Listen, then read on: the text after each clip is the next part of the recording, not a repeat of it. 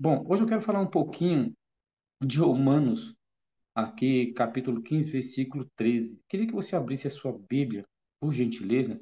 Deixe ela aberta aí, por favor. Romanos, capítulo 15, versículo 13.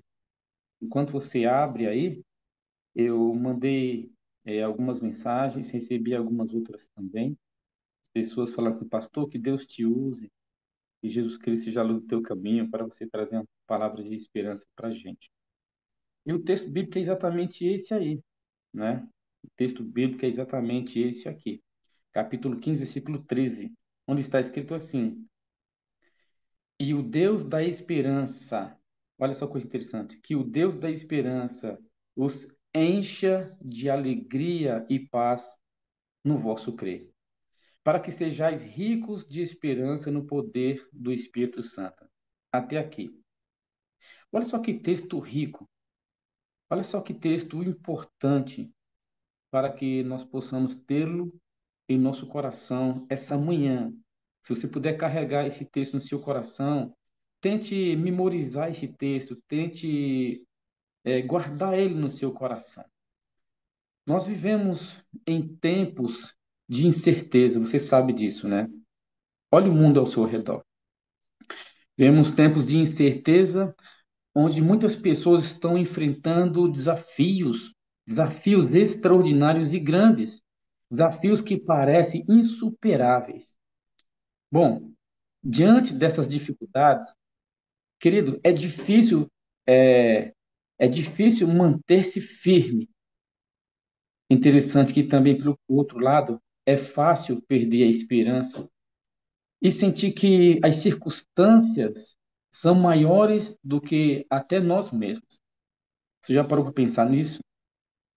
No entanto, a palavra de Deus, nessa manhã, nos chama a viver uma esperança viva, ancorada na fé em Jesus Cristo. Pare e pense isso. Às vezes, a gente perde de longe, rápido, de prontidão a esperança no nosso dia a dia.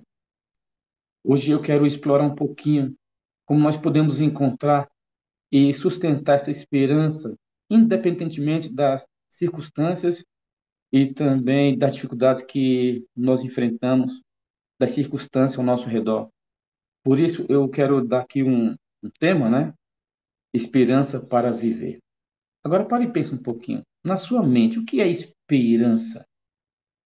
Esperança é esperar com paciência, é esperar com esperança.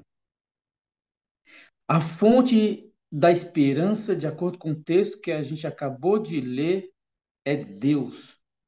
Está em Deus, é Ele.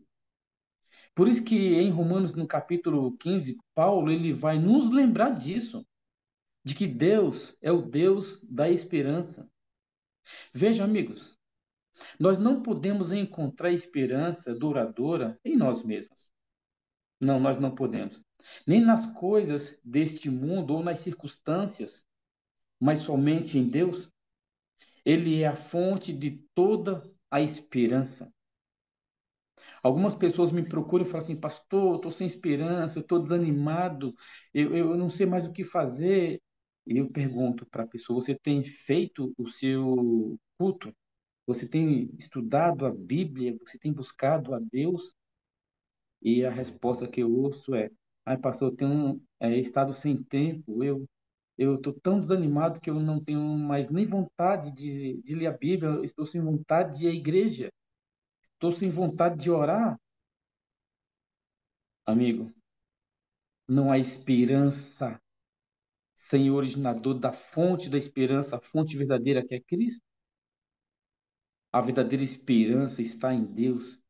A esperança deve ser baseada nas promessas que Deus nos fez, nas promessas que está contida nas Escrituras.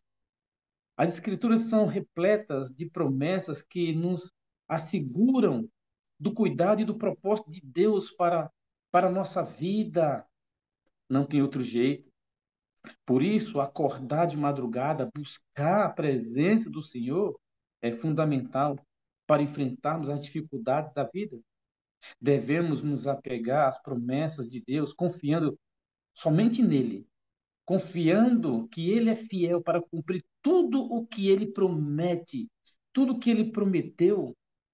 E aí eu fico pensando, qual é o seu problema? Qual é a dificuldade que você está enfrentando? O que está tirando a tua paz, a vontade de viver? O que está tirando a esperança?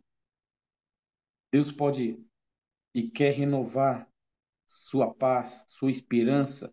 Creia, acredite, sabe? O poder transformador da esperança está em Deus, mas também está naquilo que ele pode fazer através de você. Eu, eu estava há algum tempo aí indo para Pariquera Sul, aqui no Vale do Ribeira.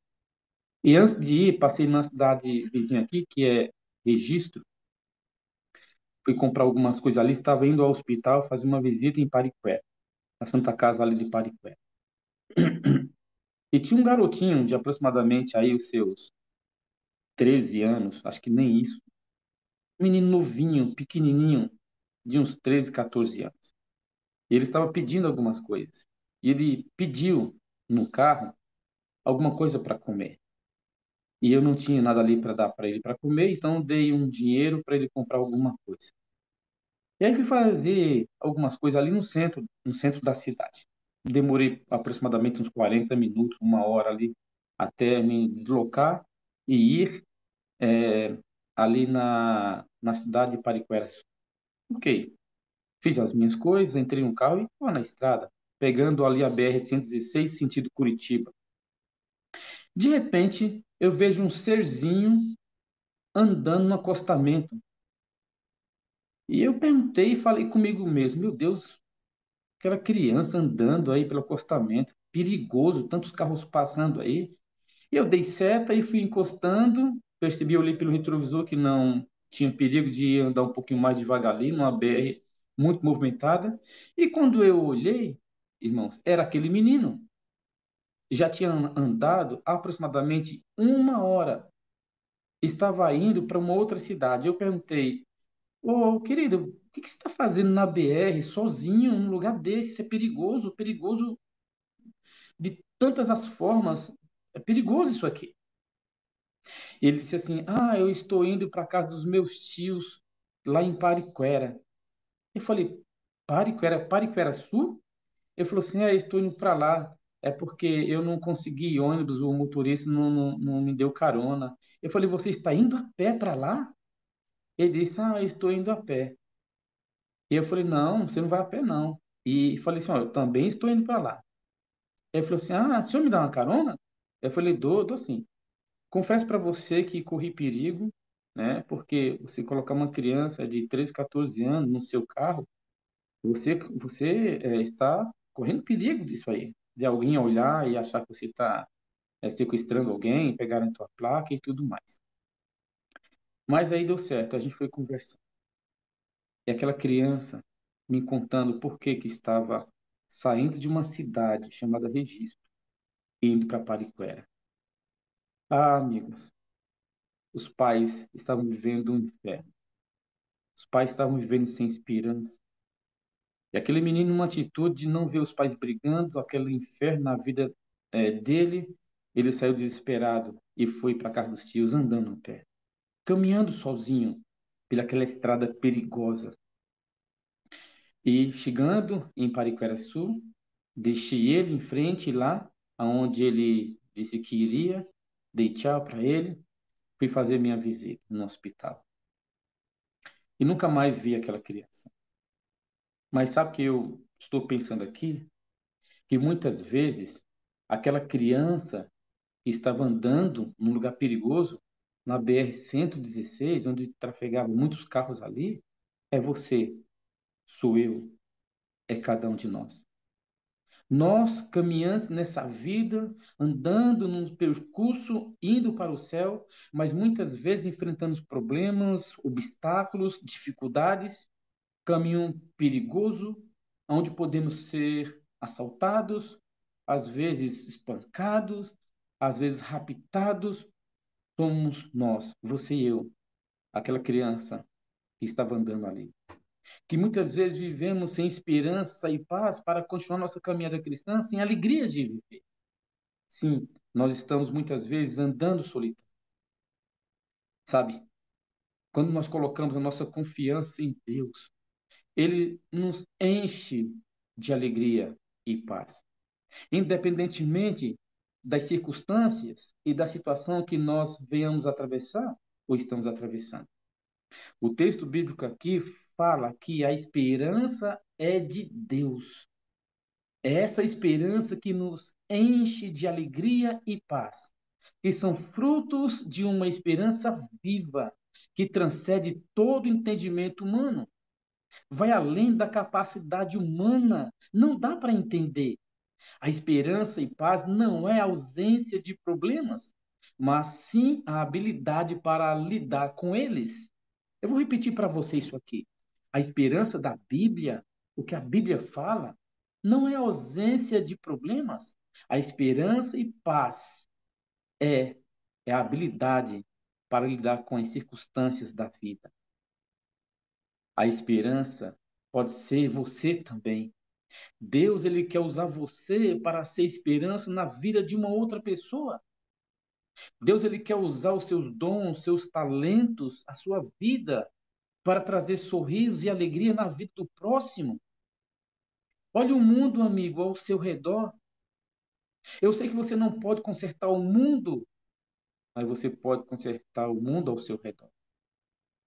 Quando eu digo consertar, não que você tenha a varinha mágica, né? Mas você pode ser esperança para alguém.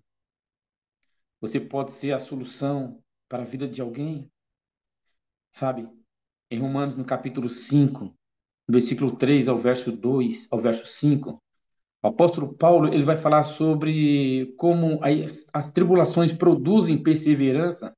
Depois, se você tiver condições, leia lá esse texto bíblico. A perseverança que, por sua vez, gera caráter e, finalmente, a esperança. E essa esperança não nos decepciona. Por quê? Porque é alimentada pelo amor de Deus derramado em nosso coração pelo Espírito Santo. Sabe, nós vivemos num mundo caótico, nós vivemos num mundo carcomido pelo pecado, nós vivemos num mundo que está se preparando para a guerra. Na verdade, nós já estamos em guerra, né? Guerra ideológica, guerra de conflitos psicológicos, guerra dentro do próprio eu. Veja, talvez, o momento que você está atravessando agora, o conflito que está em seu coração, na sua mente. Veja o caos que muitas vezes está instalado dentro do nosso coração, por causa das circunstâncias, das coisas que nós enfrentamos. Veja o bombardeio que o Irã fez essa semana ali no Estado de Israel, lançando mais de 180 mísseis balísticos direcionados para atacar Israel. Veja os conflitos bélicos que estão acontecendo no mundo. Veja o que está acontecendo no planeta. A natureza grita. As pessoas estão clamando por esperança, as pessoas estão clamando por paz. E nós temos que viver essa vida de testemunhos de esperança para transbordar de esperança para outros, para o próximo. Nós não somos ilhas, amigos. Como seguidores de Cristo, nós somos chamados a ser luz no mundo, especialmente em tempos de escuridão em que estamos vivendo. Quando nós vivemos com esperança, nos tornamos testemunhas vivas do poder transformador e encorajador de Deus para outras pessoas, baseando a nossa esperança não naquilo que a gente faz, mas aquilo que Cristo faz através de nós, com esperança em nosso coração. Eu não sei se você que tem meu WhatsApp está me acompanhando, mas eu estou aqui em um mutirão, em uma das minhas igrejas aqui, e tem uma senhora que chegou da Bolívia. Não vou falar o nome dela aqui para preservar a sua identidade. uma senhora que chegou da Bolívia, e ela mora em uma situação insalubre, em um barraco de madeira. Tem dois filhos de menores. E alguém chegou esses dias para mim e falou assim: Pastor, nós precisamos dar um jeito para essa irmã sair daquele barraco de madeira. Ela está morando numa situação tão difícil com duas crianças, o barraco está praticamente caindo, mas caindo mesmo. Eu falei: Mas irmã, nós não temos dinheiro. "Ah, pastor, nós temos que fazer aqui uma campanha." E aí a gente começou. Começou até bem, mas ao longo do caminho, às vezes, a gente vai ficando sozinho. As pessoas deixam de contribuir.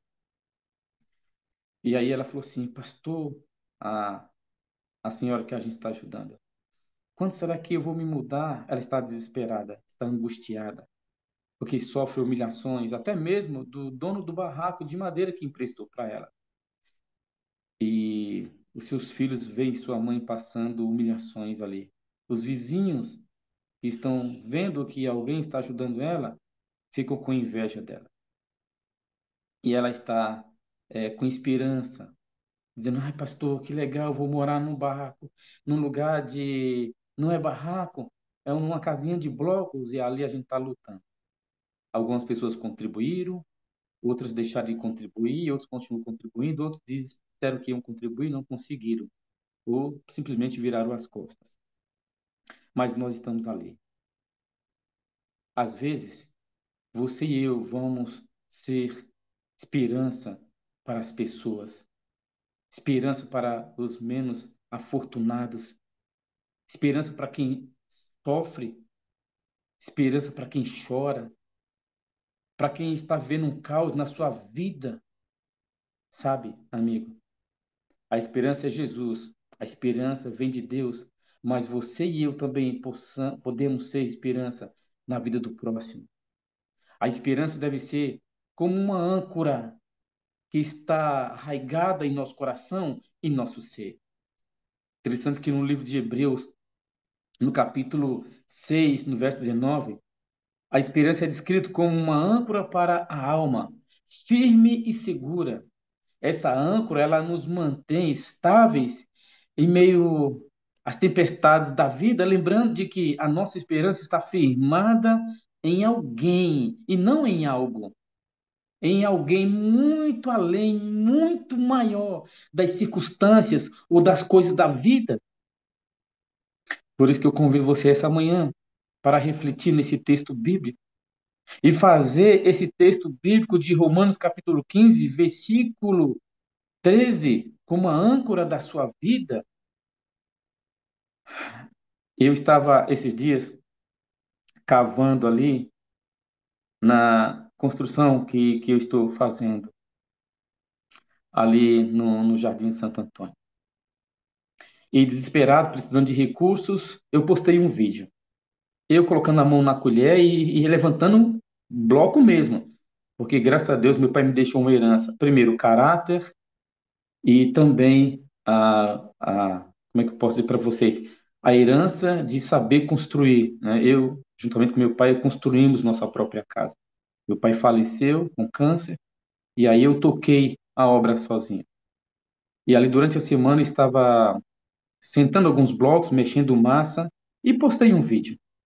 E alguém falou assim: Pastor, que coisa linda, maravilhosa, que Deus te abençoe. E eu falei: Amém, irmão, graças a Deus. Quase que eu digo para a pessoa, né? Eu estou precisando de bloco, irmão. Preciso de cimento aqui, areia para ajudar essa senhora, telha, fios. Mas eu falei: Senhor, eu não vou falar nada, não, não vou pedir nada. E aí postei o vídeo. E alguém entrou no meu WhatsApp e falou assim: Pastor, que maravilha. Louvado seja Deus por isso, pastor. Que legal. Pastor, o senhor está precisando de alguma coisa? 10 sacos de cimento ajuda aí para o senhor tocar a obra? Eu falei: Irmão, ajuda demais. Ele falou: Então tá bom, pastor, eu vou comprar 10 sacos de cimento. E ele fez a doação de 10 sacos de cimento. Sabe? Isso é cristianismo na prática. Isso é trazer esperança para uma outra pessoa. E viver na esperança em si mesmo. Eu cheguei para nossa irmãzinha e falei assim: Olha, irmã, o cimento estava acabando, mas Deus já usou alguém e já temos aí 10 sacos de cimento a mais. Ele falou: Pastor, amém, louvado seja Deus. E assim nós estamos indo. E aí eu estava mexendo concreto, ali, enchendo coluna, e uma vizinha, que também mora em uma situação vulnerável ali, disse assim: Ô pastor, o senhor pode vir fazer uma oração aqui na minha casa? Eu falei: sim, posso, eu só vou terminar aqui de mexer essa massa e vou aí sim fazer uma oração. E fui, entrei e fiz uma oração lá. Irmãos, que situação deplorável, que situação triste. Não vou falar o nome da pessoa aqui para preservar a sua identidade. Mas ela tem uma criança de 11 anos, uma criança que é cadeirante, que teve um probleminha de meningite quando nasceu. Então ela não consegue enxergar 100%, ela não consegue andar. Essa criança ela fala pai e fala mãe, e ela está nessa situação. Ela falou: pastor, vem fazer uma oração por mim. Cheguei lá, irmãos. Essa mulher estava toda cortada, cortada nos braços, cortado aqui nessa região do pescoço. Quando o marido me viu e disse assim: olha, pastor, não foi eu que cortei ela, não, viu? Ela que se corta. Ela disse: me corto mesmo, pastor, porque é a única forma de aliviar a minha angústia. Mas porque ele faz isso, isso, isso. E começou ali, irmãos, a briga entre os dois. Aquela mulher estava sem esperança. Aquele homem ali, com drogas na sua mente, no seu cérebro, tinha bebido, tinha fumado. Ele falou: pastor, eu uso entorpecente desde os meus 15 anos, quero sair dessa vida, pastor. E falando aquela linguagem, né? Aquela linguagem do mundo, aquela linguagem bem carregada da rua e tudo mais. E eu pensei dentro de mim: meu Deus, eu vou dar uma cesta básica aqui para essa pessoa, eu vou oferecer aqui um dinheiro para comprar um alimento. E fiz oração, aconselhei aquele rapaz, aconselhei ela, e ela disse: ah, pastor, eu estou melhor depois dessa oração. Aí depois da oração, antes de sair, eu falei: você está precisando de alguma coisa? De algum leite, de algum alimento, de alguma mistura, uma cesta básica? E ela disse: não, pastor, era só mesmo oração. Eu só queria que o senhor viesse aqui e orasse pela minha família, pelo meu casamento, pelo meu lar. E aí me despedi e voltei a fazer minha massa. Voltei a fazer minha massa. E aí, conversando com a irmã, que a gente está ali ajudando, eu falei assim: irmã, a gente precisa tirar esse barranco daqui, né, para fazer esse murinho. E aí ela falou assim: ah, pastor, eu preciso contratar aquele rapaz que passou uma vez aqui e ele corta o barranco aqui para a gente. Eu falei: não, já sei o que eu vou fazer. Voltei lá no barraco, onde eu tinha saído. E perguntei para o outro rapaz: escuta, eu não quero somente orar com você, orar por você e ler a Bíblia para ti. Eu quero saber se você está disponível para cortar um barranco ali. Você pode ser? O pastor estava precisando de um bico para fazer. Se o senhor puder me dar um dinheirinho aí, eu vou poder comprar as minhas coisinhas, o alimento aqui para casa. Eu falei: então tá bom. Quando você pode começar? Ô pastor, agora não dá não, né? Eu tô desse jeito aqui. Irmão, o homem estava ruim. Estava, ó, chapado. E tinha fumado ali um cigarrinho, sabe? Que não é o cigarro que vende na padaria ou em um bar. Era um outro tipo. Estava louco, louco, louco. Eu falei: então é o seguinte, amanhã cedo eu vou estar vindo e eu vou aqui dizer para você o que você vai fazer. E ali, irmãos, no dia seguinte, voltei. Falei: senhor, você vai cortar esse barranco aqui, eu vou te dar X, tudo bem? Não, pastor, é muito. Pelo amor de Deus, eu faço isso aí por X. Eu falei: não, isso aqui merece esse valor. Merece esse valor aí. Ele falou assim: então tá bom, pastor. Ele continuou, fez lá, deu o dinheiro para ele. Aí apareceu outra coisinha para ele fazer. Eu falei: você vai fazer isso aqui, irmãos. E aí ele tá há 2, 3 dias comigo. E ele falou assim para mim: ai, pastor, tô ficando louco já. Já tem 2 dias que eu tô com o senhor fazendo trabalho aqui, indo ali, acolá, eu tô levando ele para todo canto, irmão. Ele está sem fumar, sem beber, sem usar droga. Mas eu vejo o desespero dele dentro do meu carro, angustiado, querendo fumar, querendo beber, usar algum entorpecente.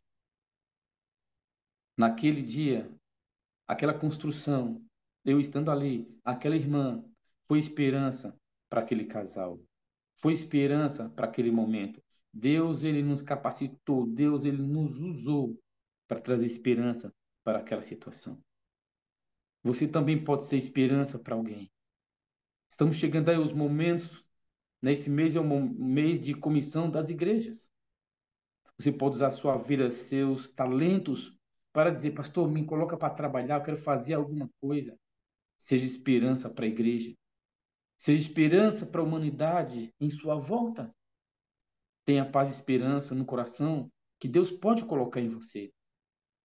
A ansiedade e a preocupação mostram que a nossa confiança não está nas mãos de Deus, estão nas mãos erradas.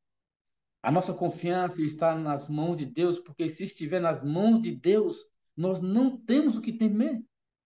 Mas quando tememos, ficamos desesperados, significa que a nossa esperança está nos nossos pressupostos, está naquilo que nós podemos realizar, naquilo que nós podemos fazer. E o apóstolo Paulo fala aqui, revestivos, a esperança deve ser de Deus.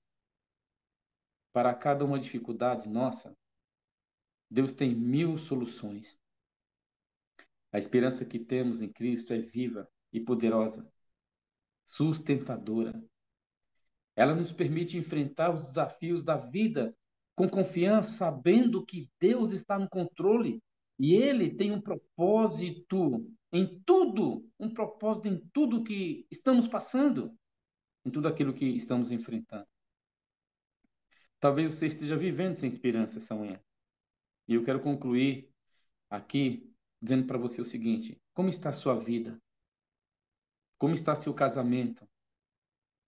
Como está a sua vida financeira?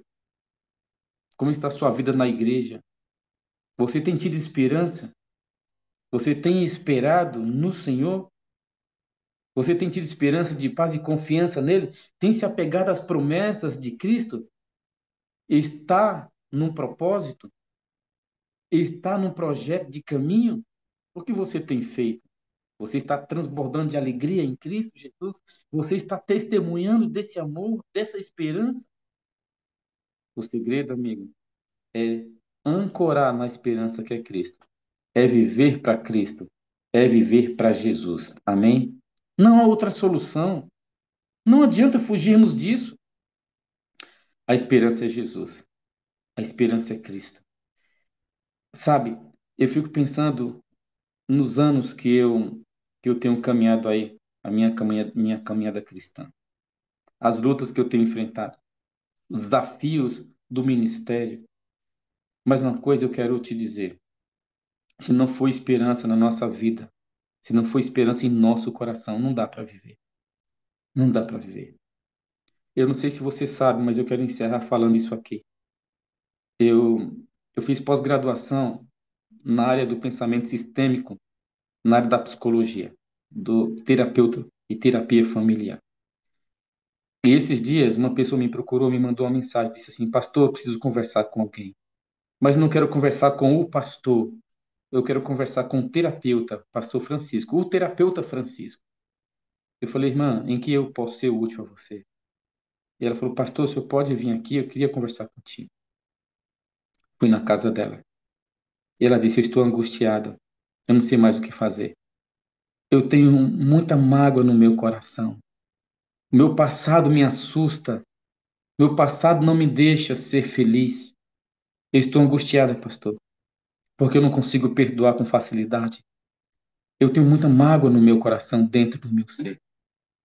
E ali, conversando com ela, abri a palavra e disse: olha, irmã, apesar de ser terapeuta familiar, apesar de ter essa bagagem, mas eu não posso simplesmente só falar como terapeuta para você se eu não falar da esperança da palavra de Deus. E abri a Bíblia com ela, li com ela, ela conversou muito.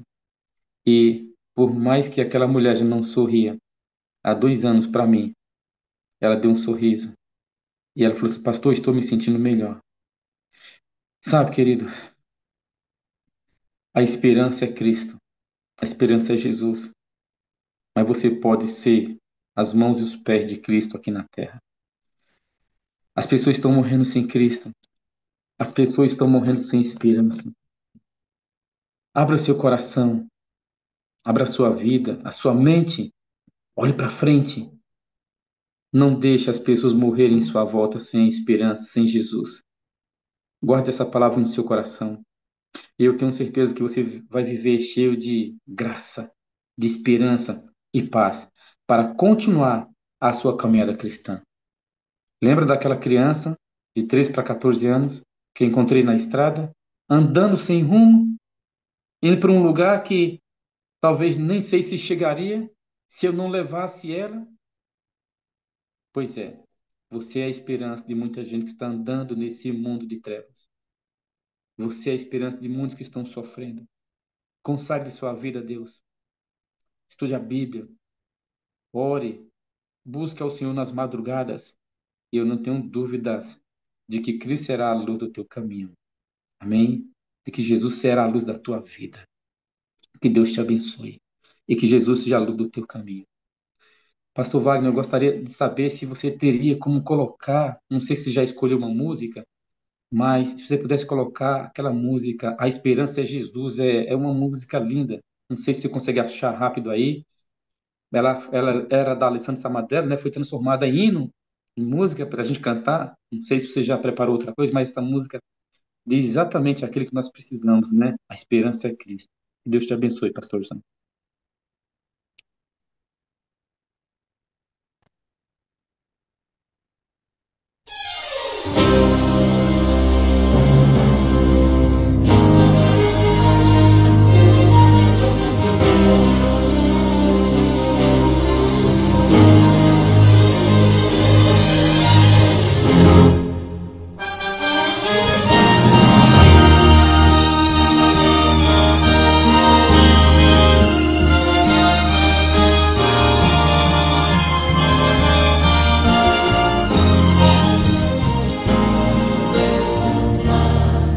Esperança alguma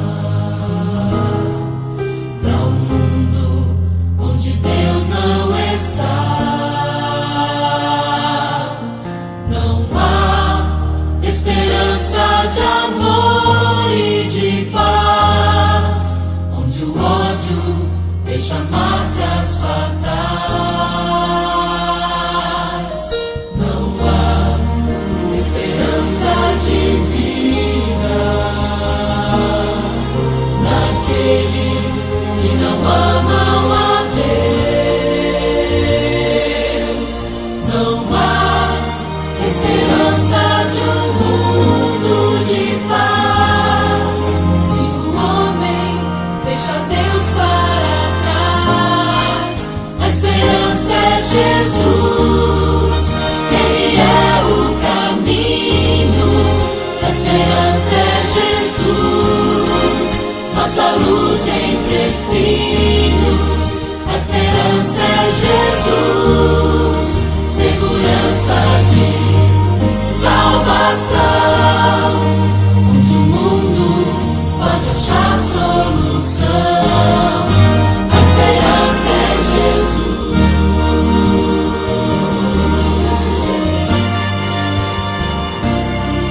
Só há esperança e certeza naquele que é vencedor. Só há esperança no nome de Deus para um povo que não tem mais amor. A esperança é Jesus, Ele é o caminho. A esperança é Jesus, nossa luz entre espinhos. A esperança é Jesus, segurança de salvação, onde o mundo pode achar solução. A esperança é Jesus.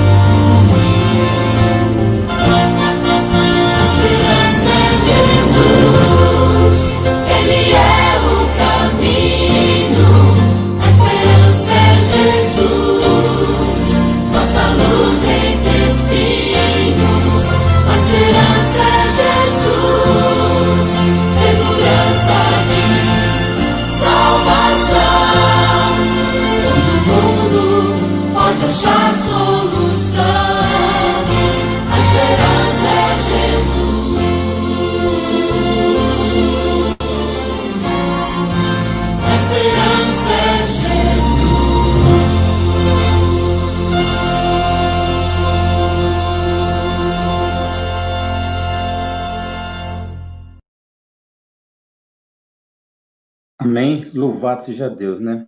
A esperança é Jesus, é Ele. Queria convidar você para orar comigo essa manhã, tá bom? Você que vai continuar na sala, você que vai para o trabalho, para você sair com esperança e continuar com esperança. Feche seus olhos, vamos falar com Deus. Senhor, muito obrigado. Obrigado porque o Senhor é nossa esperança, é nosso refúgio e fortaleza, é socorro bem presente na tribulação. Ainda que nós venhamos andar pelo vale da sombra da morte, o Senhor estará conosco, a tua vara e o teu cajado nos consola. Erguemos nossos olhos para os montes e diremos: de onde virá o nosso socorro e esperança? Nosso socorro e esperança vem do Senhor. Por isso, nessa manhã, Pai, entregamos e devotamos nossa vida diante do teu altar, ao pé da cruz. Abençoe os milhares e milhares de pessoas, as milhares e milhares de pessoas que vão assistir, que vão ver, que estão vendo e que serão contemplados por essa mensagem, pelos hinos, pelos testemunhos, pela lição da Escola Sabatina que foi hoje explanado aqui, e que nessa manhã nós possamos ser esperança para o próximo, para as pessoas que estão em nossa volta. Em nome de Jesus nós te pedimos e agradecemos, Senhor. Obrigado pela oportunidade. Amém. Pastor Wagner, meu querido, amado, Obrigado, meu pastor, pela mensagem muito oportuna de que Jesus é a esperança e que nós somos os braços dele, né? é, Nós devemos ser a esperança de alguém, né, pastor? exatamente, é Exatamente. isso mesmo. Isso aí dá Glória a Deus. trabalho, pastor, dá trabalho, envolve nosso dinheiro, envolve nosso tempo.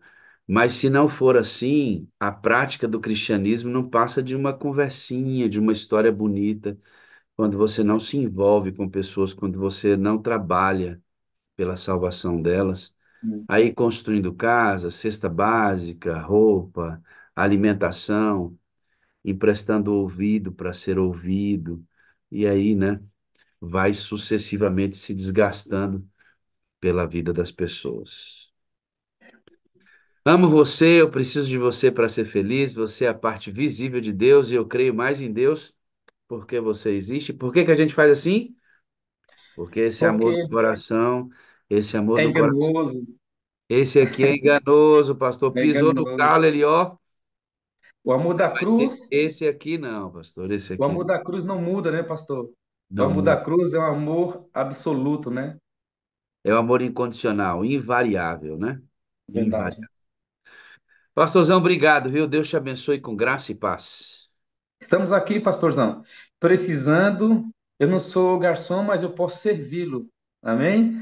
Amém. Glória a Deus, amigo. Glória a Deus. Um grande abraço. Abraço a todos vocês aí da sala. E vou continuar aqui linkado. Eu quero acompanhar os testemunhos. Vou fazendo minhas coisas aqui, mas estou ouvindo tudo aqui. Deus abençoe. Deus te abençoe, amado. Obrigado. Deus te abençoe. Amém. Glória a Deus. O poder de Deus aguarda que o peçam e o recebam. Essa prometida bênção, reclamada pela fé, traz após si todas as outras bênçãos. Amigo, olha esse texto. Cada texto desse tem um propósito que vai no link aí, para ajudar a gente a compreender essa dinâmica e importância das coisas que ensinamos aqui. O poder de Deus aguarda que o peçam e o recebam. Logo, está claro que na dispensação do Espírito só terá o Espírito quem pedir, irmãos. Ele está esperando lá que eu peça. Tá vendo lá? Isso ele não é de escrever um desejar de todas as nações. O poder de Deus aguarda que o peçam e o recebam. Está esperando. Se ele viesse sem você pedir, já teria sido derramado sobre você. Agora aqui está dizendo, ele está esperando você pedir. Quem pede, recebe. Quem não pede, não recebe. Essa prometida bênção, a bênção do Espírito Santo, reclamada pela fé, ó, de novo, reclamada. Nós devemos pedir pela fé, traz após si todas as demais bênçãos, todas as outras bênçãos. Você quer uma igreja comprometida? Peça o Espírito Santo. Você quer seu casamento restaurado? Peça o Espírito Santo sobre o seu casamento. Você quer que seu filho volte para a igreja? Peça que o Espírito de Deus Converse para o Espírito de Deus trabalhar lá na vida dele. Peça ao Espírito. Você quer ser semelhante a Cristo? Não basta conhecer Jesus. Você tem que conhecer Jesus e pedir ao Espírito que te dê a imagem dele. Esta é a obra do Espírito Santo. Esta é a obra do Espírito. E hoje, no testemunho, a Amália vai dizer uma coisa para a gente, amados, que é muito grave com relação a isso aqui. Se eu fosse você, não perderia o testemunho. Vamos trazer a Amália aqui.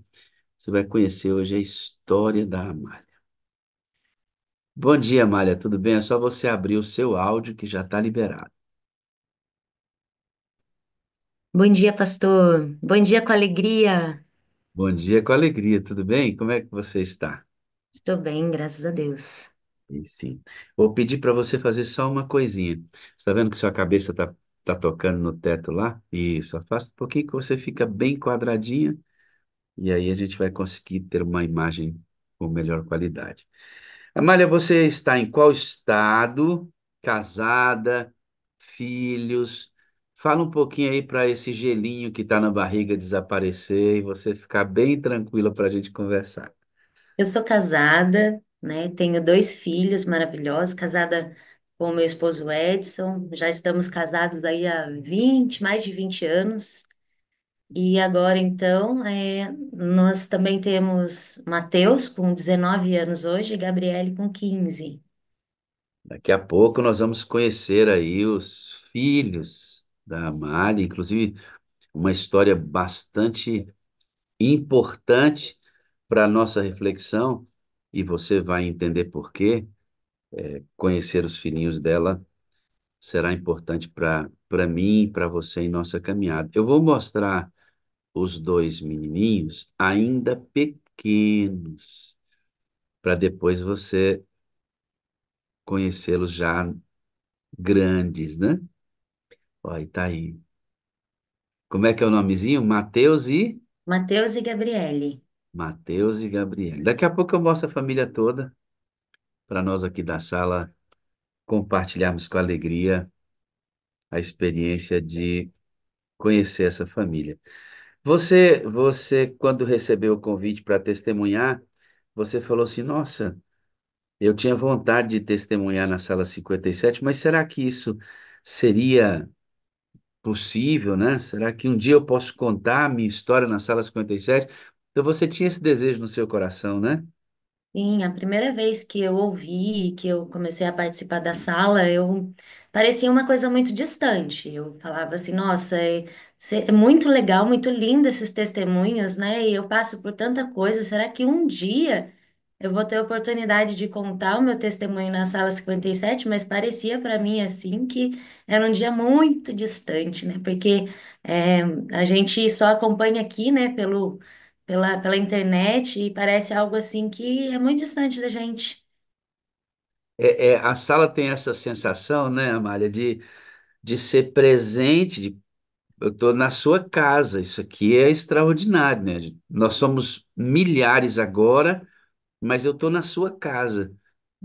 É essa capacidade. Eu estou lá na Itália com a Elô, nossa amiga, né?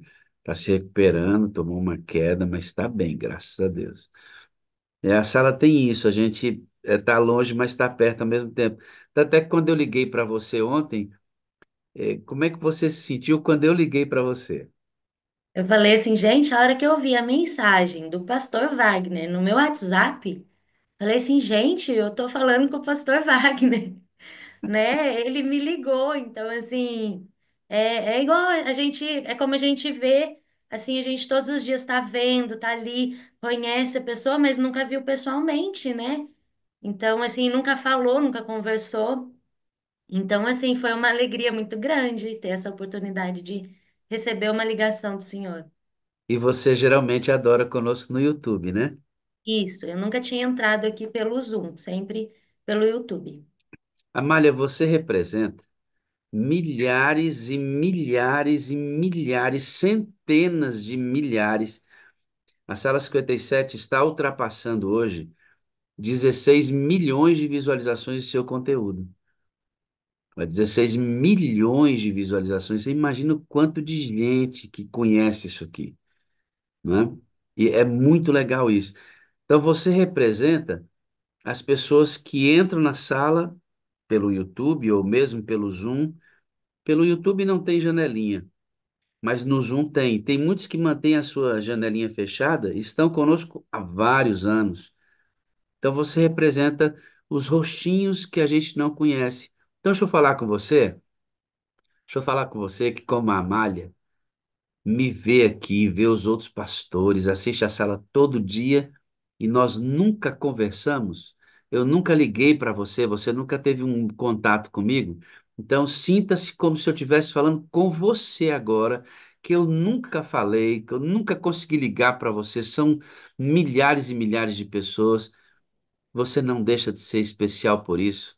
Você não deixa de ser menos importante. A sala é uma soma de esforços. E ó, aqui do meu coração, muito obrigado, porque você está aqui todo dia fazendo com que esse movimento avance, sendo uma bênção para tanta gente, tá bom? Um abraço para você do YouTube, que eu nunca falei com você. Um abraço para você do Zoom, que nunca tive a oportunidade de falar. Muito obrigado. Você, você é especial para essa sala. Você conheceu a igreja de uma maneira muito interessante. Os irmãos da sua igreja foram muito espertos. Você fazia parte de uma roda de capoeira, seu esporte que você praticava era a capoeira. Isso. Os irmãos da igreja se aproximaram de vocês e quiseram fazer parte desse exercício que é a capoeira. Só que eles faziam parte dos aquecimentos, dos exercícios, e na hora de dançar o negócio não rodava, né? Eles ficavam por ali e foi ganhando a amizade. O que que aconteceu nessa aproximação dos irmãos da igreja?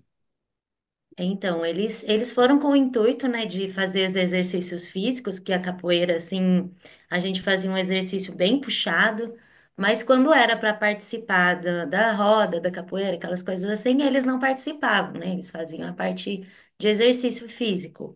Aí nós fomos ficando amigo deles. E assim, o interessante é que eu gostava de cantar lá na roda de capoeira, tudo, né? E uma das moças que foi lá aprender, ela era professora de música na igreja dela, que era a igreja adventista. E ela chamou o pessoal da capoeira para ir aprender a ficar afinado. E foram tudo para a aula de coral na igreja, cantava a música da igreja para aprender a ficar afinado as aulas dela, né? Que ela era professora de música. E assim a gente foi tendo contato com o pessoal da igreja, daí a gente foi tendo contato de ir na casa deles. Aí eles foram mostrando pra gente as coisas de Deus, eu fui tendo interesse pelas profecias, fui começando a estudar a Bíblia. E aí demorou um tempo ainda, né? Mas depois eu me batizei.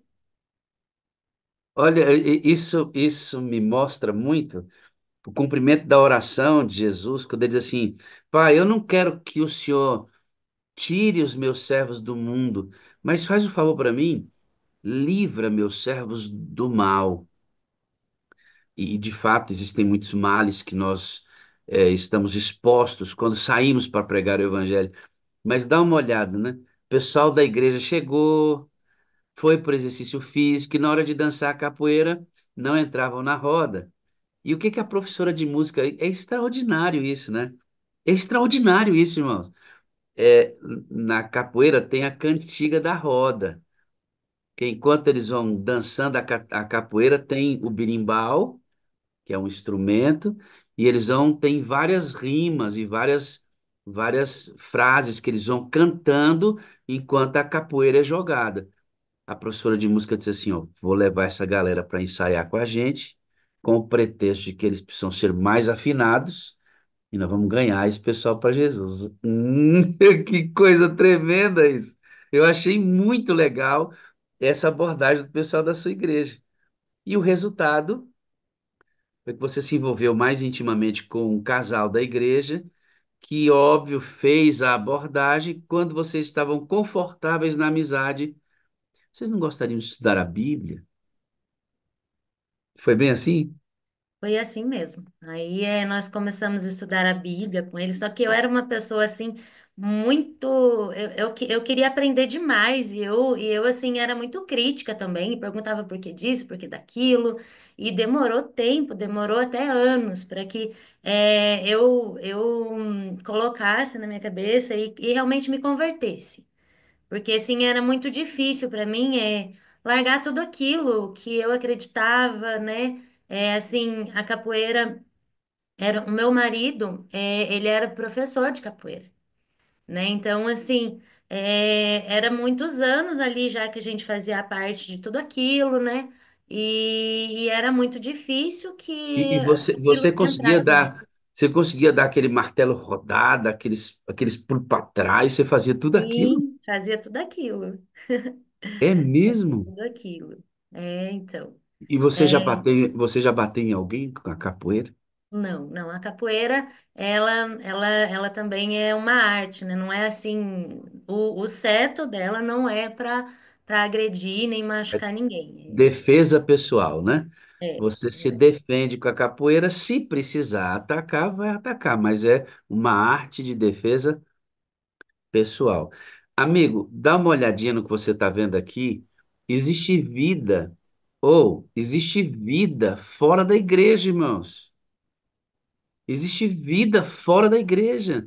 Esse negócio de ficar dentro da igreja, assistindo culto, semana de oração, 10 dias de oração, daqui a pouco vamos começar tudo de novo ano que vem. Isso é bom? Ou bom, isso é necessário? Necessário.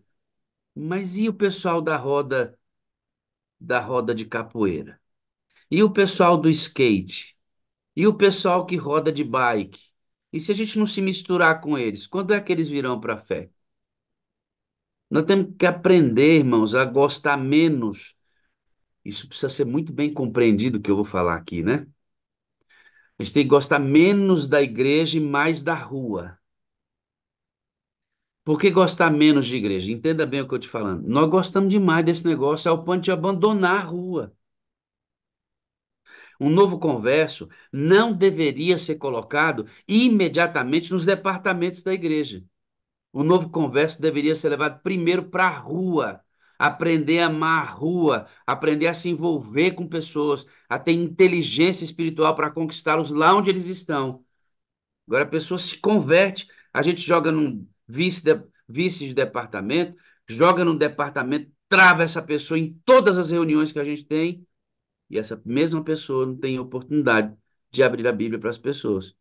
Não. Primeiro lugar que você deve levar o novo converso é para a rua, aprender a abrir a Bíblia, testemunhar e ganhar pessoas lá. Aí sim, ele vem e desenvolve os dons que são dados para ajudar no corpo, como líder de departamento, etc. Mas já amando a rua. Tem pessoal da capoeira aí perto de onde você mora? Tem não? Tem o pessoal do skate onde você mora? Tem não? Tem o pessoal da bike onde. Tem um monte de gente esperando só você. Só você. Você sabe que a Amália demorou 3 anos para ser batizada. Foi resistente. Ela tinha três travas, pelo menos. A raiz católica, ela tinha uma vida no mundo, essa vida normal no mundo, a prática da própria capoeira que teria que deixar. E também a Amália não era casadinha, ela só tinha juntado os trapos, né? Então ela tinha que casar para poder ser batizada. Então, demorou 3 anos entre estudos bíblicos e ajustes. Você foi batizada quando, Amália? Em 2003. 2003. E aí você teve o Mateus, que é seu primeiro filho, e depois a sua filhinha, não peguei o nome dela, Gabriele. Gabriela. E logo na gestação, você teve um desafio, porque você não tem a visão de um dos seus olhos. Isso. Eu E sou. na gravidez, por causa de uma toxoplasmose, você ficou sem a visão do outro. Durante 2 meses você foi uma grávida cega. Sim. Me fala Fiquei. como foi isso. Como eu tenho toxo, então, assim, eu não sabia que a toxo na gravidez ela ativava. Então, assim, isso aconteceu comigo logo no início da gravidez, porque foi minha mãe que pegou toxo na gravidez dela, né? Então, eu perdi o olho esquerdo quando eu era criança, e quando eu fiquei grávida do Matheus, o olho direito também eu perdi. E não enxergava nada, e a toxo ali então ativou, porque ativa com a baixa imunidade. E aí, então, eu fiquei sem enxergar por 2 meses, e assim, e ali eu já estava começando a minha fé, né, no início da minha fé, porque eu me casei para me batizar, e um ano, não, acho que uns 5 meses depois eu engravidei, um ano depois eu tive o Mateus. Então, assim, era bem no início da minha fé. E tudo aquilo assim era muito difícil para mim. Já comecei assim a ser provada ali naquele primeiro momento, né? E aí então a igreja orou e jejuou comigo. E eles falaram assim: vamos orar, vamos jejuar e vai dar tudo certo. Os médicos diziam que era muito difícil que isso fosse reversível. Mas depois de uma oração e de jejum, para honra e glória do Senhor, a minha visão voltou. E graças a Deus eu consigo enxergar bem o olho direito que eu enxergo e faço tudo, dirijo, sou costureira, né? Então, assim, é tudo normal para mim com esse olho que eu enxergo. Voltou ao Você, normal. você disse que entrou no processo de jejum, de oração, a igreja entrou firme com você e você vai fazer uma transição. Como você fez? Você não era casada, casou, você era da igreja católica, passou a ser adventista. Você faz a transição da família da capoeira para a família da fé. E você de fato vai dizer que encontra na igreja uma família. E você que está adorando aqui comigo vai entender por que que a Amália considera a igreja uma família. E quando não é assim, nós parecemos só ser uma igreja, viu? Quando a igreja não é uma família, nós só parecemos ser igreja. A família tem que ser isso aqui que a Amália vai dizer para a gente, pela experiência de comunidade que ela tem. Comunidade, ó. Comum, comunidade. É comum no sofrimento, é comum na alegria. Sou de dinheiro, tamo junto. Sou de ombro para ouvir, tamo junto. Tem que socorrer. É isso aqui, você viu? Pastor Francisco falando da lida de construir uma casa para uma família carente. Que coisa mais linda. Você não precisa construir a casa não é a sua pegada, mas tem tantas outras coisas para você fazer, como abertura para a apresentação da pessoa de Jesus. Você vai entender por quê que a Amália considera a igreja uma família. O Mateus tinha 4 anos quando a sua filhinha nasceu. E ela nasceu e começou a vomitar, tudo que ela comia ela vomitava, até mesmo leite materno ela não conseguia segurar. Vocês começaram a achar que isto era refluxo, mas descobriram que não era exatamente isso. Isso. Com 20 dias de vida, a Gabi ela não parava mais nada, né, no organismo dela. E ela começou a vomitar, foi vomitando até a bile, né, que é aquele líquido quando não tem mais nada no organismo.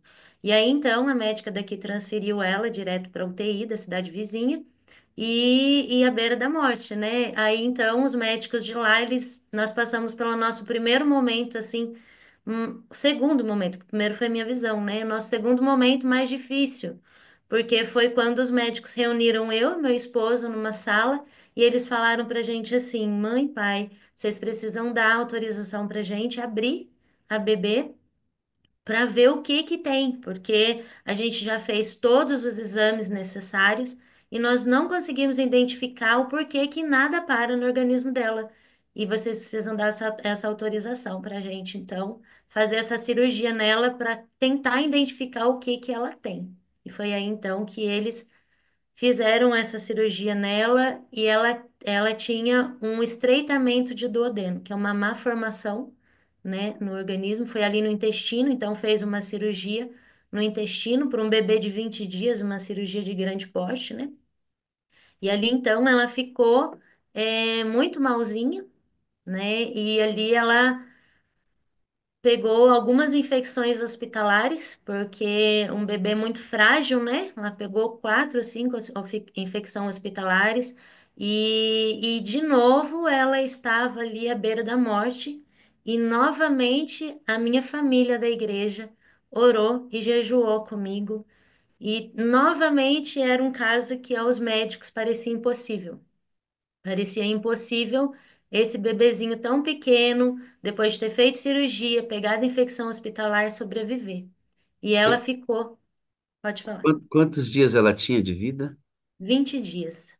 Queridos, quando ela saiu, ela tinha 3 quilos. Ela saiu do hospital, tinha 3 quilos. Então, ela passou por essa cirurgia, passou pelas infecções com menos ainda de peso. Assim, era um pedacinho de gente, né?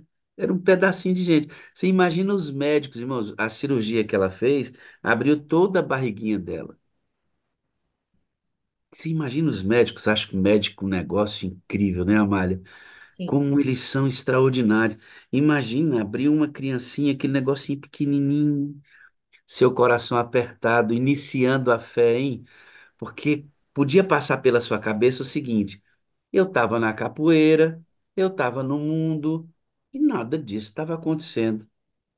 Agora que eu venho para a fé, que eu aceito Jesus, tudo isso começa a acontecer. É, é exatamente, irmão. Servir a Cristo nesse mundo, ele nunca prometeu para a gente que as águas seriam tranquilas o tempo inteiro. Tem águas tranquilas. Claro. Quem aqui de nós nunca viveu bons momentos com Jesus na vida cristã, claro, mas tem hora que o barco começa a encher. E às vezes, Amália, parece que a água vai tomar todo o barco e vai naufragar.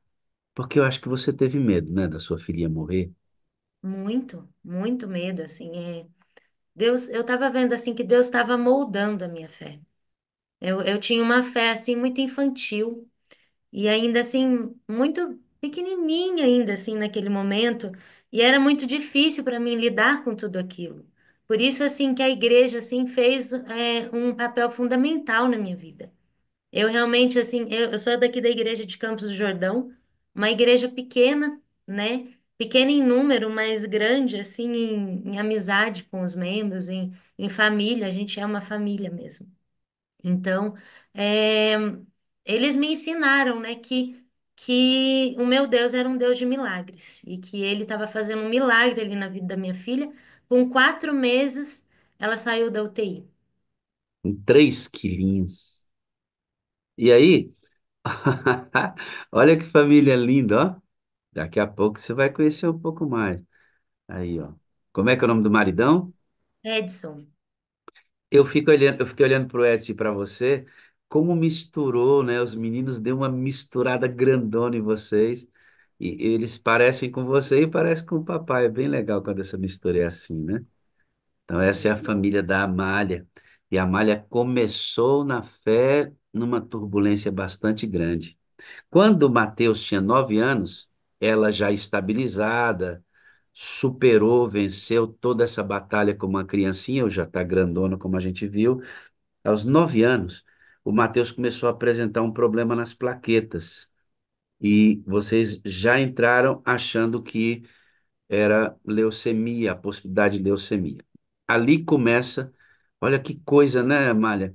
Primeiro, o risco de perder a visão volta. Depois, o risco de perder a filhinha, a filha vem. E agora começa a luta com Mateus. Com 9 anos, vocês descobriram as plaquetas baixas. E vocês aí passaram por vários médicos, porque eles não conseguiam saber o que que ele tinha, até chegar no médico capacitado que identificou uma doença rara no Mateus. Que doença o Mateus trazia na sua genética? o Matheus é portador de uma doença rara, anemia de Fanconi. É conhecido de muitos a anemia falciforme, né? Ela é mais conhecida, mas a anemia de Fanconi aqui no Brasil tem provavelmente assim por volta de 500 pessoas. No E Brasil inteiro. sim. E o Matheus, então, foi ali diagnosticado com anemia de Fanconi. Desde os 9 anos, nós não sabíamos o que ele tinha, até os 14 anos foi quando a gente descobriu. E ele ia cada dia ficando mais frágil, mais fraco, com as plaquetas baixas, a hemoglobina, os leucócitos, ia tudo ficando tudo baixo. O que estava acontecendo com o Mateus, e vocês não sabiam ainda, era que a medula dele iria falir. Sim, a medula dele estava entrando em falência ali, então, né? Tudo foi ficando tudo baixo. E a gente foi em muitos médicos, muitos aqui do Vale, e fomos encontrar somente no Hospital das Clínicas em São Paulo, uma médica que realmente conseguiu entender e diagnosticar o que ele tinha, porque ninguém por aqui sabia o que era. Esta doença provoca complicações em todos os órgãos do organismo e vai prejudicando a longo prazo a vida das pessoas que possuem essa enfermidade. Segundo o prognóstico médico, ele não passaria muito tempo vivo. Não. Segundo o prognóstico médico, ele começaria a ter a falência de medula com 9 anos. A maioria das crianças já tem a falência de medula ali com 9, com 10, 11 já faz o transplante de medula. E o Matheus, ele começou a ter o problema no sangue com 9 anos. Ele foi descobrir a doença com 14 e assim nós precisávamos de um doador de medula e nós não encontrávamos um doador de medula. E, e aí, então, nós fomos fazer o teste na minha filha para ver se ela seria compatível com ele, e nós descobrimos que ela também tinha a mesma doença dele, Então, ela também tem anemia falciforme, a anemia de Fanconi. de Fanconi. É diferente? É diferente. Diferente. A falciforme, ela é mais comum. A anemia de Fanconi, ela é uma doença rara que causa, assim, a falência da medula óssea e algumas malformações no organismo, que nem a Gabi, quando nasceu, ela não tinha passagem no intestino, né? Então, já era um sinal da anemia de Fanconi, que a gente não sabia. Inclusive, o estreitamento de duodeno que ela tinha também já era causa desta anemia.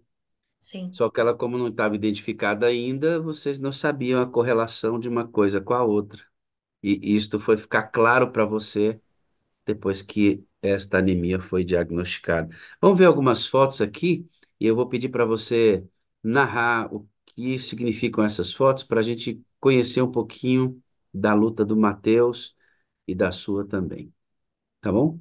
Aqui o Matheus no hospital, né?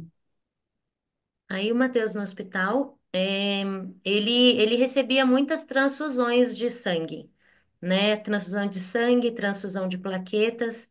E esse dia aí já era o dia do transplante dele, nesse dia.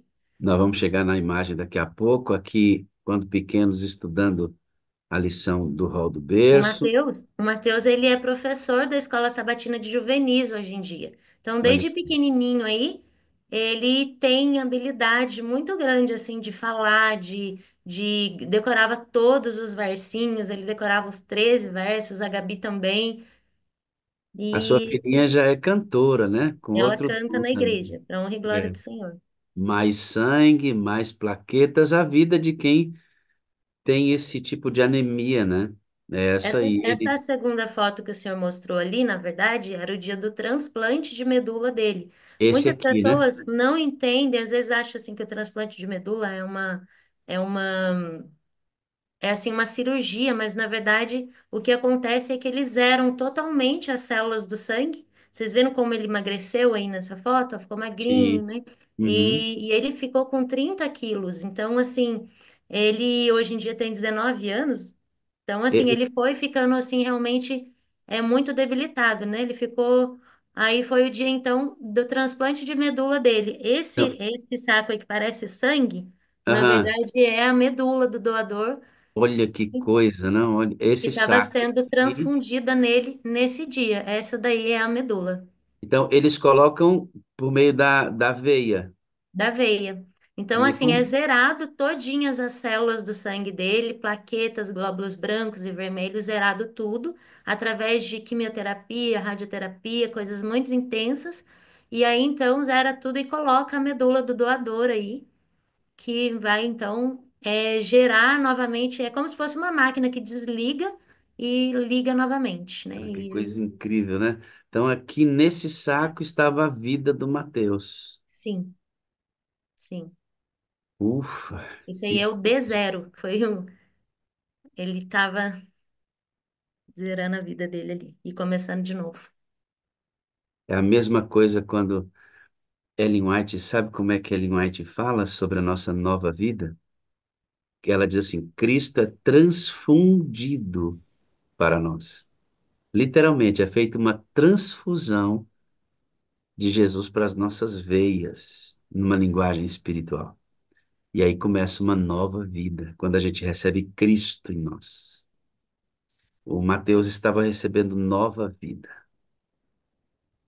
nova vida. E não foi fácil receber essa nova vida, porque sua filha não podia ser, não era compatível, porque tem a mesma enfermidade, muito embora, graças a Deus, não tenha se manifestado, e nem vai se manifestar, tá Amém. bem estável sua bebezinha, mas o Mateus precisava, e aí de 2018 até 2023 foi uma loucura atrás desse doador, até que de uma maneira muito difícil, um sobrinho seu aparece para Sim. ser o doador. Como é que isso aconteceu?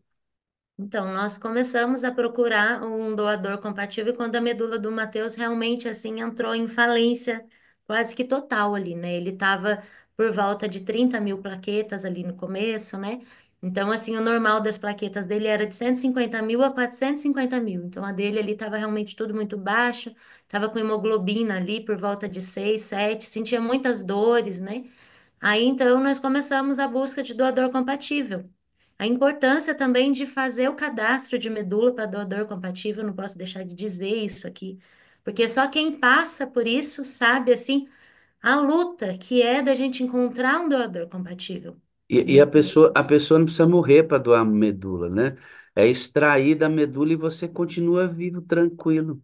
E você salva a vida de outra É pessoa. tão simples que o meu sobrinho, que foi o doador dele, ele doou a medula num dia e no outro dia ele já estava andando, e na próxima semana ele já estava trabalhando. Assim, é uma coisa assim, é muito simples mesmo para quem doa. Para quem doa é muito simples, e para quem recebe é uma vida, né, que se renova. E ali então a gente não encontrava um doador compatível para o Mateus, e ele ia ficando dia após dia pior. Assim, ele queria ir para a escola, ele ia, porque era o sonho dele, né, terminar a escola.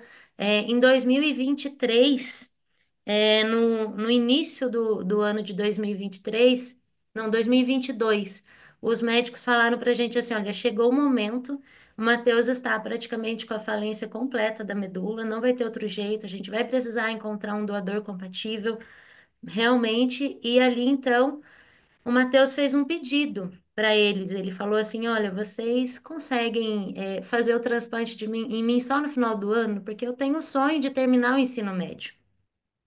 E os médicos falaram assim, né? Para o Matheus ele tem 19 anos hoje, mas ele sempre teve uma mente assim mais infantil nessa questão, assim, sabe? Ele é um menino assim muito puro e ele pediu isso para eles. Eles falaram para ele assim que aquilo não cabia a ele, né? Não cabia a eles aquilo e ele precisava então é, somente Deus que podia dar aquilo para ele. E foi assim que aconteceu. No final do ano, ele conseguiu terminar ali, então, né, o ensino médio. E em 2023 foi então que começou a gente conseguir encontrar um doador compatível. O seu sobrinho vem para ser doador, só que ele não era um doador compatível 100%. É, Ele era um doador compatível 50%. Tinha a chance de não dar certo. é. O que aconteceu foi que nesse dia, era no dia 21 de janeiro de 2023, e era meu aniversário nesse dia. E eu estava com o Matheus internado, ele estava muito, muito mal, ele precisou ser transfundido plaquetas, ele ia fazer uma biópsia de medula, E nesse dia, 21 de janeiro de 2023, o meu irmão veio a falecer. E todos os meus sobrinhos, a gente já tinha procurado doador compatível e ainda não tinha encontrado.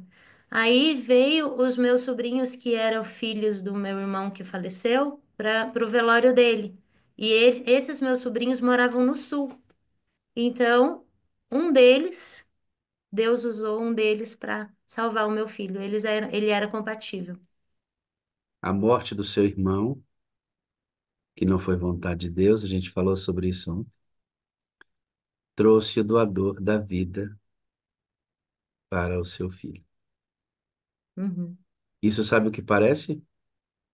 A morte do Filho de Deus trouxe vida para todos nós. O sangue de Cristo, a medula óssea de Jesus, salva a nossa vida, né? E também a vida de Cristo, transfundida para nós, veio através da morte dele. Deus é extraordinário, né? Ele usa todas as coisas para salvar a vida da gente, mesmo as que são ruins. Hoje, hoje o Matheus anda bem fortinho, né? Tá saudável. Vamos dar uma olhadinha no Matheus agora. Aqui, ó, eu vou mostrar o Matheus comendo no hospital, já se recuperando ali, ó. Cara, que legal esse negócio. Acho que muita gente nem sabia como é que esse negócio da, da do medula transplante. acontece. Eu mesmo não sabia que era assim, era um saco com a medula dentro. Eu pensei que É. era de outro jeito que acontecia. Mas o Matheus hoje está fortão. Essa foto daí dele é uma foto que ele, depois que ele fez o transplante, o Matheus já passou por muita coisa. Aí Uhum. ele teve um início de uma rejeição e precisou usar corticoides, que incha muito a Deu uma pessoa, assim, inchada, entendi. desse jeito. Aqui você estava saindo do hospital? Aí estava saindo do hospital, essa foi a médica que fez o transplante nele, doutora Samanta de Curitiba. E ali então ele estava bem magrinho, vocês veem como magrinho. É, É, bem tinha magrinho. acabado de fazer o transplante, mas estava dando tudo certo. Nós ficamos 100 dias em Sim. Curitiba. Aqui ele festejando, enfim, você chegou, respirou fundo, sorria, afinal você renasceu para o mundo e para nós. Receba o melhor Chegou em que casa. tudo tem até oferecer, afinal, olha que legal, né? Que coisa linda. O Aqui, cabelinho dele começou a crescer aí, ó, ele chegando em casa. aqui ele saindo, né? Do Aí ele transplante. saindo do hospital, né? A festa que fizeram para ele, que a medula pegou, e ali então ele estava indo embora para casa. Eita, alívio, hein? Eita, que alívio. Abençoado, abençoado. Você passou quanto tempo? Você teve que passar 6 meses em outra cidade. Você precisou de dinheiro para isso. A sua Sim, casa precisava de uma reforma, porque não dava para receber o Mateus, tinha mofo ali, tinha algumas coisas, ele precisava de um banheiro só para ele.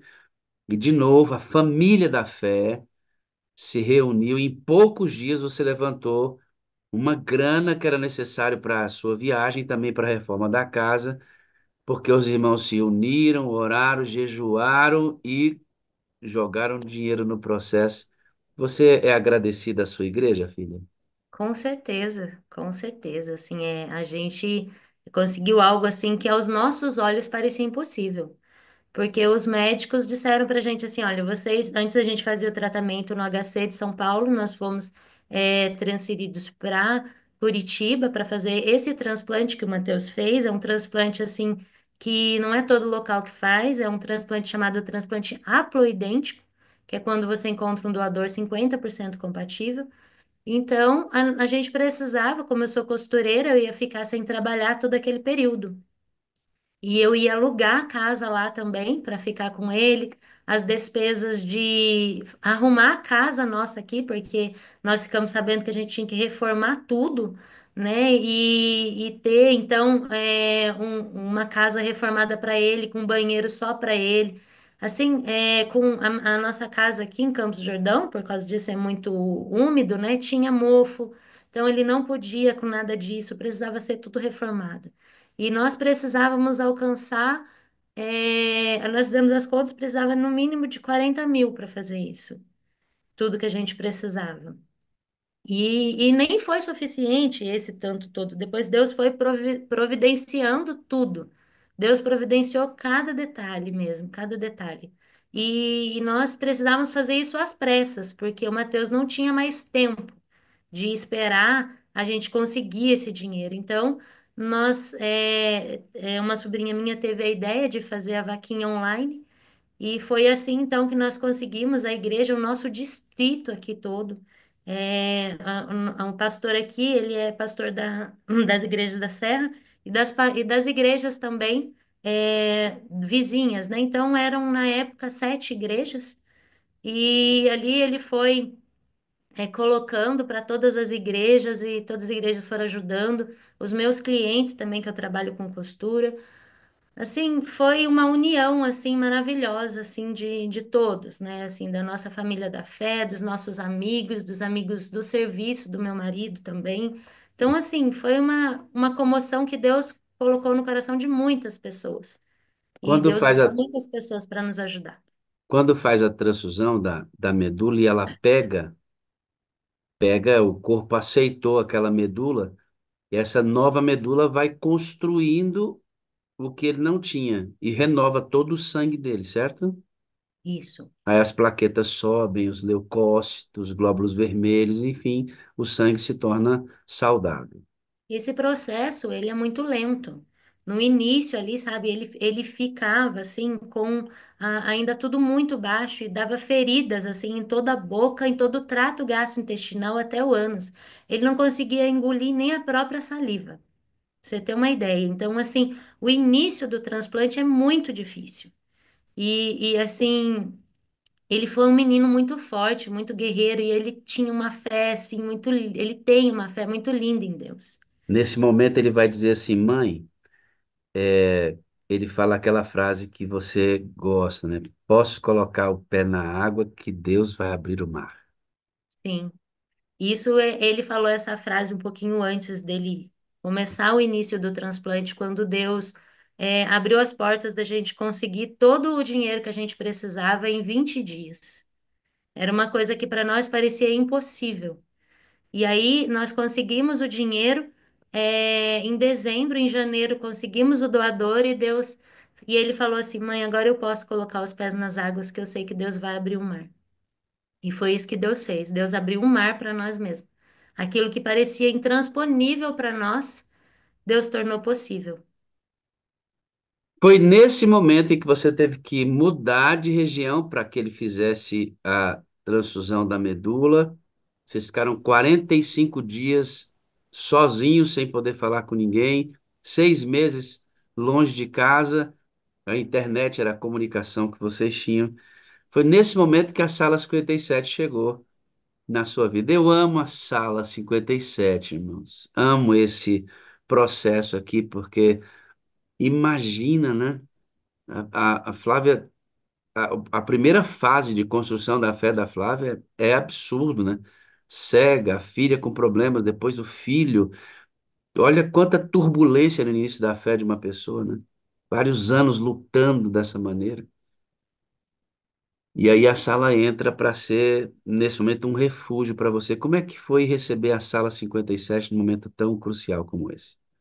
A sala 57 foi mostrada para mim através da doutora Flávia. Ela, É Flávia Lima é o nome dela? Flávia Lima.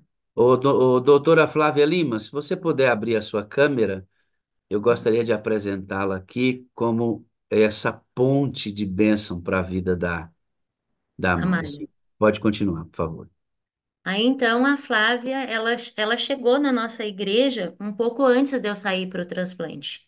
Ela foi resposta das minhas orações que eu fiz a Deus, para Deus enviar alguém para ficar no meu lugar na igreja, nas coisas que eu amava fazer.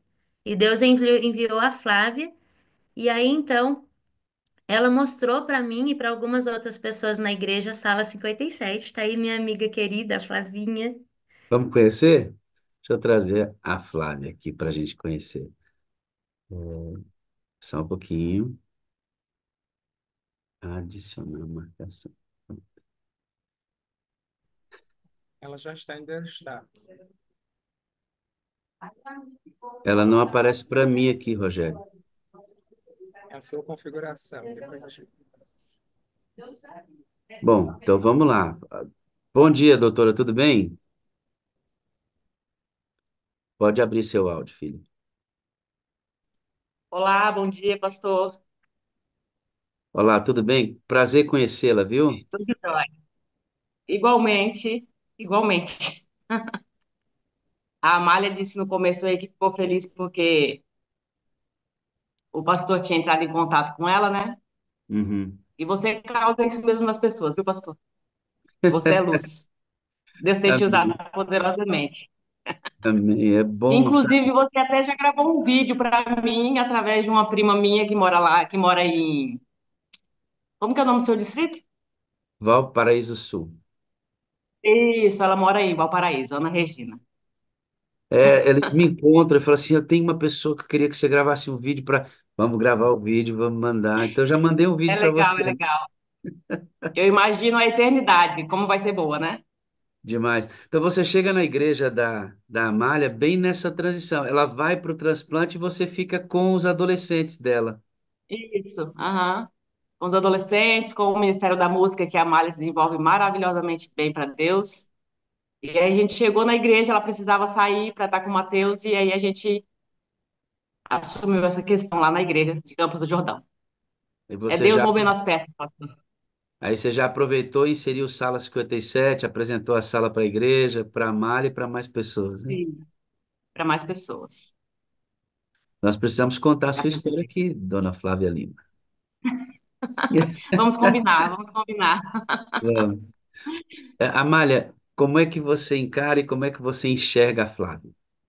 A Flávia é uma pessoa cheia do Espírito Santo. A Flávia, ela chegou na igreja, ela fez um reboliço, vocês não têm noção. É, ela assim faz uma diferença muito grande, uma pessoa assim que conviver com ela, a gente vê assim o Espírito Santo assim agindo nela numa forma assim maravilhosa. Ela mudou muitas coisas na igreja, ela ensinou a gente, né, a amar mais a Deus, a conhecer o Espírito Santo. Ela apresentou a sala. Ela é uma pregadora fantástica, né? Assim, ela trabalhou com os meus adolescentes de uma maneira assim maravilhosa. Ela levou eles a conhecer mais o Espírito Santo, a conhecer mais a Deus e ser diferentes. Começou a fazer estudo bíblico, transformou a nossa igreja. Quem é que é luz mesmo aqui, Flávia? Ai, ai. Assim, eu quero que seja a postura dos 57 onde chegar. 57 tem que chegar e fazer isso aí, ó. Chegar numa comunidade e apresentar não só uma teoria do Espírito, mas uma vida cheia do Espírito. Quando a Amália volta, a classe dos adolescentes não se reunia apenas no sábado, tinha uma classe bíblica sendo feita no domingo e que foi deixado como herança pelo trabalho da Flávia para a Amália continuar desenvolvendo. Amigo, vida no Espírito é missão na veia o tempo inteiro. Que legal. Eu a Louvado chamei seja aqui, Deus. Flávia, só para agradecer a sua disponibilidade de apresentar esse movimento da sala onde você vai e ter abençoado ricamente a vida desta igreja, e continua abençoando onde você está, e a vida da Amália com os filhos e esposo dela, tá bom? Amém. Louvado seja Deus, pastor. É Ele que é o poder. A gente é nada. É verdade. É verdade. Ó, eu vou pegar o seu telefone com a Amália e a gente vai conversar, tá bom? Grande. Combinado, pastor. Tenho Um quatro coisas para abraço. te dizer. Eu amo você, eu preciso de você para ser feliz. Você, Flávia, é a parte visível de Deus e eu creio mais em Deus porque você existe, viu? Amém. Eu também amo você, pastor. Você é a parte visível de Deus. Eu creio mais em Deus porque você existe. Amém. Estamos juntos na missão. Que Deus nos Tamo junto. sustente. Amém. Fica com Deus. Amém. Tchau, Essas tchau. Beijo, amigo. conexões. Eita, cortei. Desculpa, abre aí de novo, Flavinha. Desculpa. Termina de mandar o beijo, que não pode ser o beijo pela metade. Eu gritei, beijo, amiga. A gente se fala depois. Pronto, Beijos. Pronto. Obrigado, Flávia. Então, olha que coisa, né? A doutora Hum, Flávio. Não, não, não. Me sumiu o nome, agora vai me matar. Raquel. Raquel Fonseca fala sobre o poder das conexões, né? Ela fez um sermão que não sai da cabeça da gente. Essas conexões são importantíssimas para a nossa fé. Bom, você entra na sala e é muito abençoada nesse período. Eu amo a sala por isso, sabe? Vai encontrar você com seu filho no momento crítico, sem muita gente por perto, e a sala vai servir dessa imersão, esse divã espiritual que sustenta a gente com essa conversação longa, com tempo para adorar, com tempo para cantar, com tempo para estudar a Bíblia, sabe? Eu amo, amo realmente isso. A Você sala descobriu a pessoa. vida, você Ah, descobriu a vida no Espírito, e aí você vai me dizer que esta vida no Espírito mudou totalmente a sua perspectiva, seu horário de adoração, mudou. ah, Você disse que essa vida no Espírito levou você a sentir necessidade de ser parecida com Jesus. Você não incluía o Espírito Santo em suas orações. Você vai dizer que o Espírito era meio distante e que ele não fazia parte muito da sua vida. Como é que era essa vida antes da sala? era uma vida vivendo um cristianismo assim, como acho que a maioria vive, né? Assim, a gente acha que é cristão, a gente vai, a gente faz as coisas meio que no automático. E aí a gente descobre assim. Que assim, eu descobri, como eu descobri nesse momento muito difícil, né? Eu fiquei em isolamento. Foi um momento assim que mais assim a sala assim fez muita diferença na minha vida, porque você ficar em isolamento no hospital, que a gente não podia sair, era dentro de um quarto, era dentro de um quarto assim que a gente não saía para nada, em isolamento 45 dias, e depois, até completar os 100 dias, nós ficamos lá, né? E ali eu fui aprendendo sobre o Espírito Santo. Deus foi me moldando. E ali, quando eu saí dali, eu saí uma pessoa diferente. Saí uma pessoa assim que posso dizer que antes do transplante do meu filho eu era uma pessoa e depois eu sou outra pessoa transformada pelo Espírito Santo que aprendeu principalmente a amar, né? A amar mais, a incluir o Espírito Santo assim na nossa vida diária, acordar todos os dias pela manhã, ter esse hábito, né, que não tinha esse hábito antes, e o amor incondicional, né, aprender a amar mais o nosso próximo. Isso foi uma coisa assim que Deus foi moldando em mim. Sabe que eu fico muito preocupado com o que você está dizendo, porque um adventista que não conhece o Espírito Santo, ele é Laodiceia. As características de Laodiceia, a Bíblia diz, ela é pobre, cega, E não. nua, orgulhosa e não sente necessidade de nada. Eu não estou aqui para dizer quem é ou quem não é cheio do Espírito. Não estou dizendo isso. Eu estou aqui para ensinar como ser cheio do Espírito Santo. E não estou dizendo com isso que eu sou, porque se eu sei como buscar e não busco, isso não me enche do Espírito.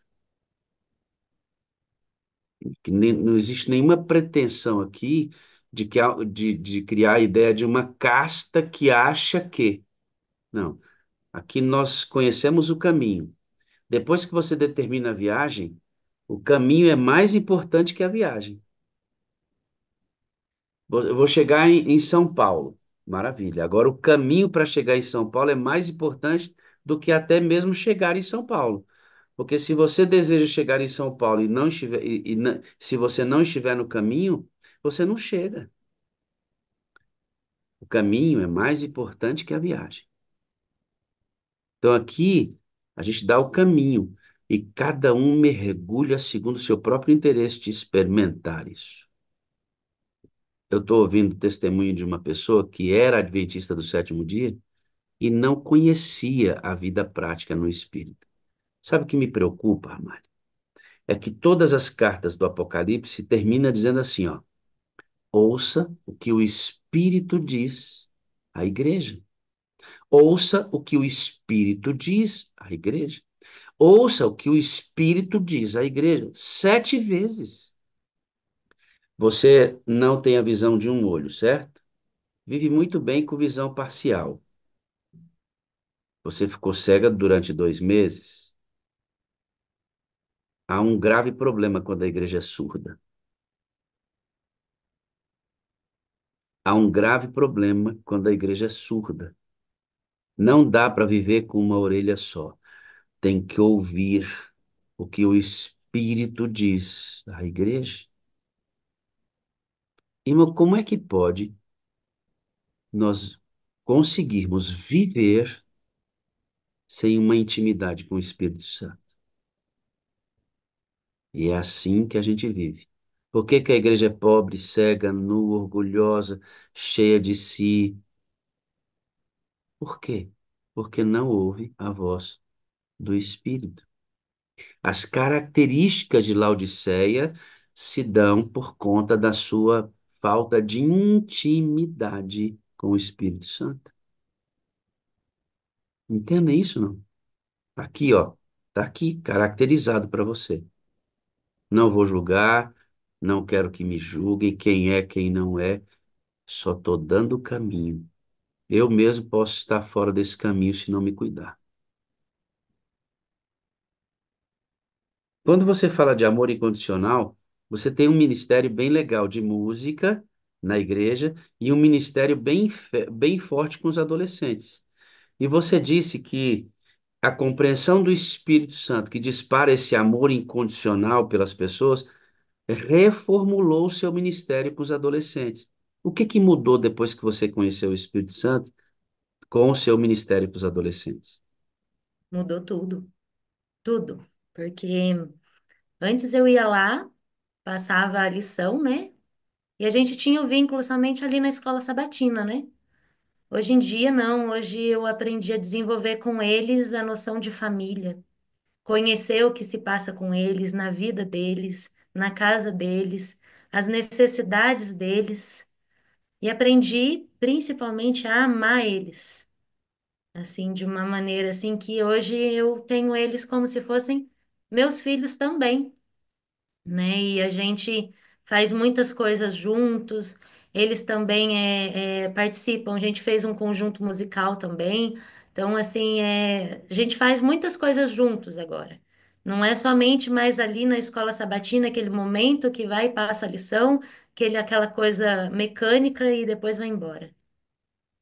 O que muda é a maneira como você se envolve com eles. Porque envolvida você já estava. Só que você sai de um envolvimento parcial para um envolvimento bem mais profundo. Você tem, você tem deles que são bem carentes, que passam por dificuldades e tal. Você até me falou que tem um deles que vai fazer aniversário, que a mamãe e o papai não têm tantas condições de dar um aniversário. O que que vocês vão fazer por ele? Nós vamos fazer uma festinha para ele, domingo agora, o Gabriel. Se ele estiver ouvindo depois, feliz aniversário para ele. Nós vamos fazer uma festinha para ele no domingo. Nós já reunimos com alguns irmãos da igreja. A Flávia vai estar lá, vai pregar no domingo na igreja. Nós vamos depois fazer uma festinha para ele. Então, seu envolvimento não é só no templo, é com o templo de carne e osso. Sabe, irmãos, existe um problema muito grave quando nossa relação ela está circunscrita ao templo de pedra. Nós nos encontramos apenas no templo de pedra. É muito problemático isso, porque, na verdade, o encontro mais precioso é o templo de carne com o templo de carne. O templo que chora com o templo que chora. O templo que sorri com o templo que sorri. O templo que tem fome com o templo que dá de comer. O templo que tem saudade com o templo que mata a saudade. O templo que tem frio com o templo que mata o frio. Sabe, esta relação no templo apenas é muito doentia. O amor incondicional expulsou você para as pessoas. E você sente filiação por essas crianças. Maternidade espiritual. Isto é coisa nova. Isto é coisa nova. Deus seja louvado, né? É algo que o Espírito Santo vai moldando na nossa vida. E eu digo assim que eu estou só aprendendo.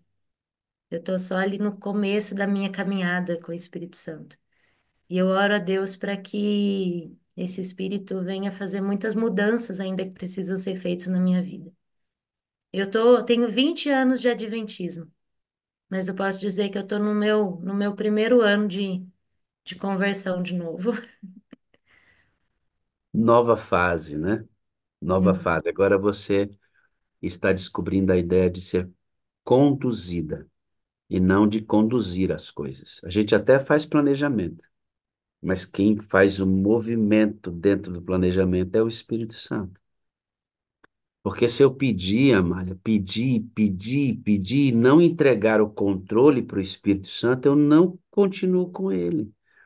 Que a proposta é eu peço não para usar o Espírito, eu peço para que o Espírito me use como ele quiser. Aí eu peço o Espírito Santo, ele fala assim, vai perdoar o Pedro.